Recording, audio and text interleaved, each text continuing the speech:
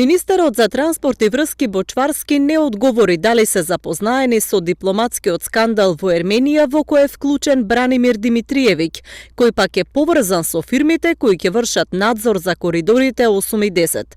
Тој се држеше до изјавата што пред неколку дена ја даде директорот на јавното предпријатие за државни патишта, дека постапката е транспарентна, а коридорот е клучен за поврзување на државата. За мене многу важно е овој проект кој што е од исклучително стратешко значење за државата да влезе во реализација, а тоа е изградбата на коридорите 8 и 10D како проекти кои што Република Северна Македонија ја враќаат на мапата со главните паневропски коридори, а тоа е коридорот 8 и делниците од Тетово до Гостивар, Гостивар-Кичево, Требениште-Струга, Ќафасан и делницата Прилеп-Битола, каде што граѓаните очекуваат подобрена патна инфраструктура.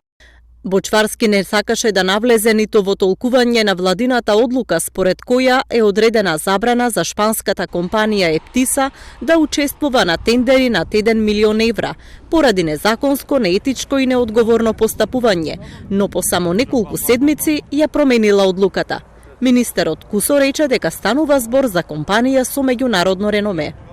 Важно е дека ова јавна набавка ја има добиено компанијата ИРД, која што влегла во конзорциум со повеќе компании и согласно позитивните законски прописи и процедури во законот за јавни набавки ги исполниле сите услови и критериуми.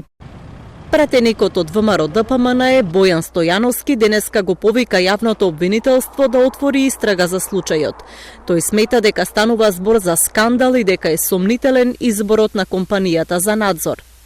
Сомнежите се дека овие измени се направени за фирмата Ептиса, која и го добива тендерот од 22 милиони евра, бидејќи според податоците до кои дојдовме, истата во 2019 година работела со загуба од 6,7 милиони евра, 2020 со 6,9 милиони евра, а 2021 година со 8,5 милиони евра минус. Сомнежите на опозицијската ВМРО ДПМН се дека зад тендерот за надзор вреден 22 милиони евра се кријат луѓе блиски до власта.